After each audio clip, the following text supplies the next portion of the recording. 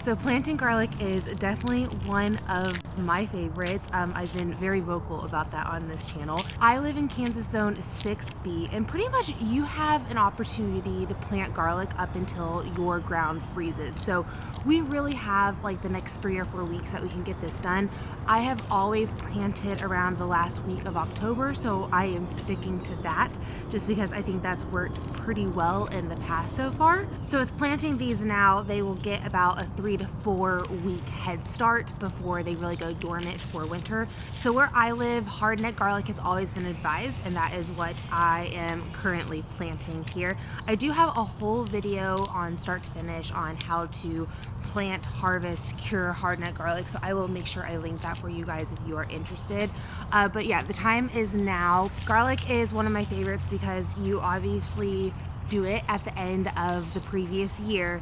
Spring, once you see it start to grow a little bit, you feed it a few times, and it's pretty much really hands off from that. You get a really abundant harvest at the beginning of your gardening season, and I think that always just sets the tone for a good year, because if you can start off on a good foot, if anything goes sour behind that, you tend to be like, oh well, I already had one good harvest. And that was kind of me this year, honestly. My garlic harvest was so great, and then summer got really, really tough. So it's one of those things that I don't know. Garlic is great. And then if you love garlic in general, so hardneck garlic is more flavorful.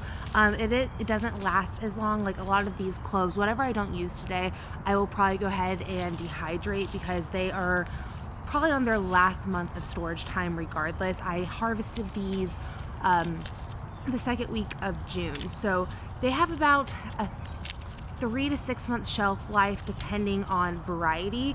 I did have one variety that was just crap when it came to storage. I think it stored like 2 months. I figured whoever stands the test of time, those will be the ones planted in my garden. And it's looking like it's mostly the red varieties. Like I've had really good luck with chestnut red. I planted that for the last few years. But even if you are a beginner gardener, honestly, I think you can't go wrong doing garlic. I think garlic is honestly probably one of the easiest things you can grow. At least it has been in my experience. I know you can have like soil issues and such, but my rule of thumb is, so this year I'm actually going to plant them a little further apart. So last year I experimented with 4 inches apart versus 6 inches apart, just because you always get those ranges. And a lot of these types that I have planted are pretty large head garlic. So the ones that I did 6 inches away obviously did a lot better because they had more space, probably had more nutrients as well. So I'm gonna go ahead and I might do 3 beds. It's looking, I'm prepping 3 beds. I don't know. I also have all of my worm castings here that I harvested the other day from my worm bin, so that's really cool. That was the first harvest of worm castings I've gotten.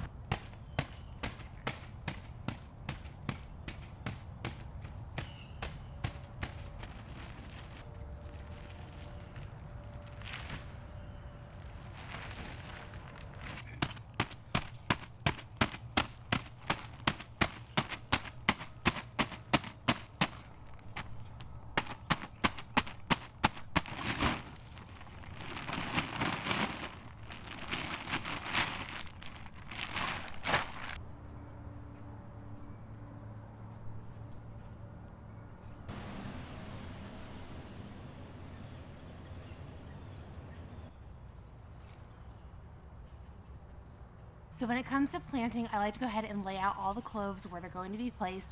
This is 230 heads. I placed 6 inches apart.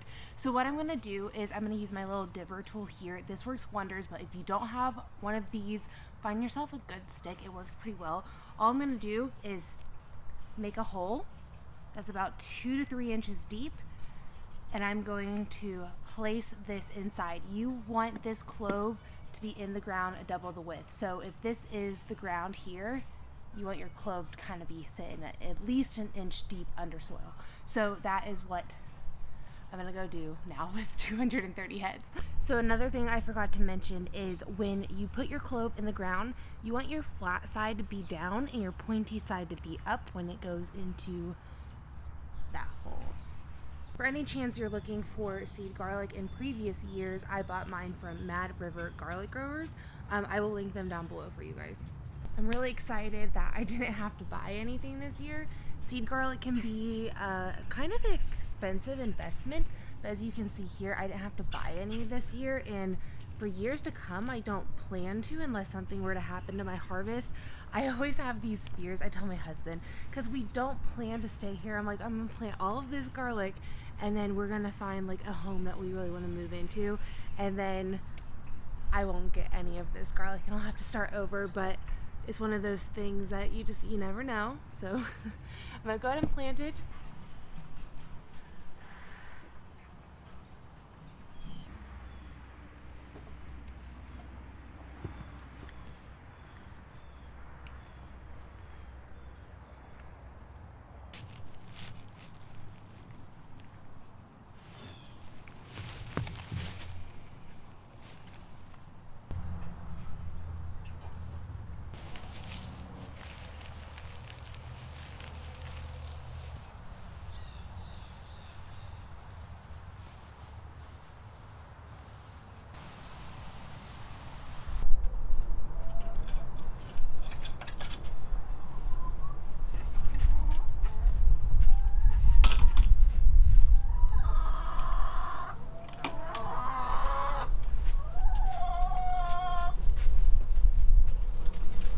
So last week I picked off all the rest of my tomatoes because our first frost came, and a lot of them are ripening up. So today I am going to go ahead and get a lot of these thrown into the freezer. Honestly, since it's already November, I'm probably not even going to process any of my tomatoes until February at this point, once holidays get by and stuff like that, unless I desperately need them, which I do think I need tomato products. I might have to do this before February. I'm doing it way later this year. Typically in previous years I've been, I think, doing it closer to September, early October. So I'm definitely behind as far as my tomato processing goes.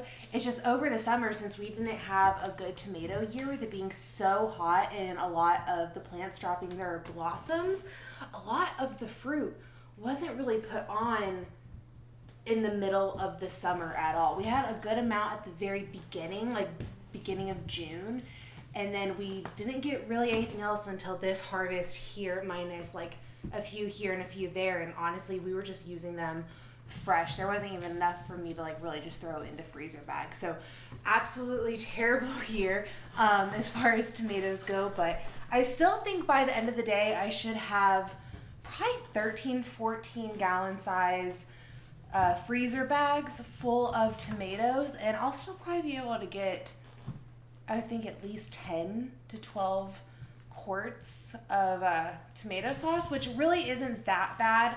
Ideally I want like 30 to 40, and I really thought I was going to get that this year doing so many more tomato plants, but some years you win, some years you lose. So if you didn't know, or if you're approaching your first frost, if your first frost is coming, go ahead and pick all your green tomatoes. Here I just have them in an area that has good airflow and has a little bit of sunlight. That little bit of sunlight will help trigger them to continue to ripen up, but at least that way you can pick what you need and they'll still ripen for a handful of weeks. In previous years' experience, I've had to throw away like a handful of green tomatoes that just didn't fully ripen right, but for the most part they ripen pretty well.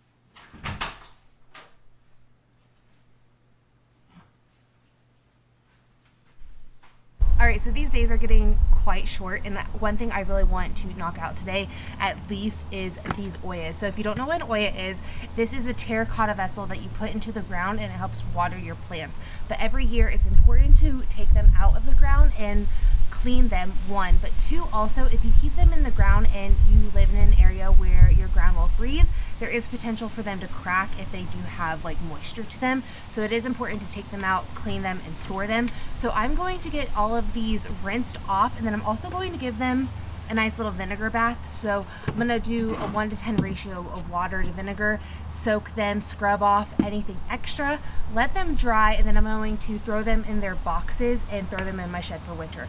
Another thing I like to do is keep their boxes, because as you can see, they're very awkward shaped. So if you don't keep their boxes, I would think it would be very, very hard to store them. At least with the boxes, you can stack them. Without the boxes, you can't stack them. So this is something I definitely want to get done and knocked out, because if I don't do it today, it'll probably end up waiting until next week. And honestly, I don't want to do it next week, and I will keep putting it off.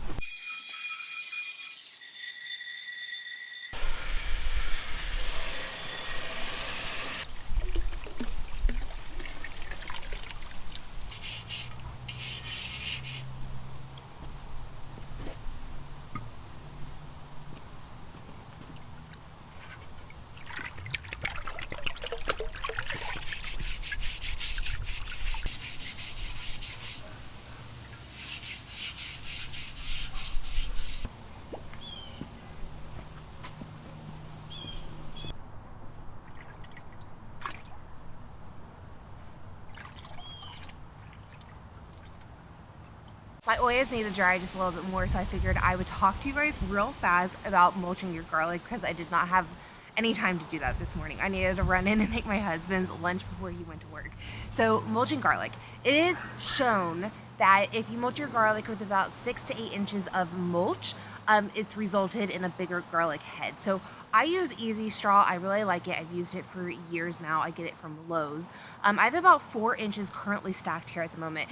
If I actually just go ahead and pile on about 8 inches worth at this current moment, I will have just straw everywhere throughout my backyard, especially if we have a random windy day, because I do live in Kansas. So one thing I will do is I will put this 4 inches down. I will allow the garlic to do its thing for the next 3 or 4 weeks. I will probably start seeing it sprout throughout the top of this mulch currently. And then I will actually lay another 4 inches of mulch down come like early December, before like our true winter hits. So true winter here for us where I live really is like January, February. We don't get like cold until after the new year. So that is when I will typically mulch one more time. So if you don't remulch, just know if you have sprouts popping up, they're completely fine. They will go dormant. There's nothing to worry about. I've had snows, everything. There's nothing.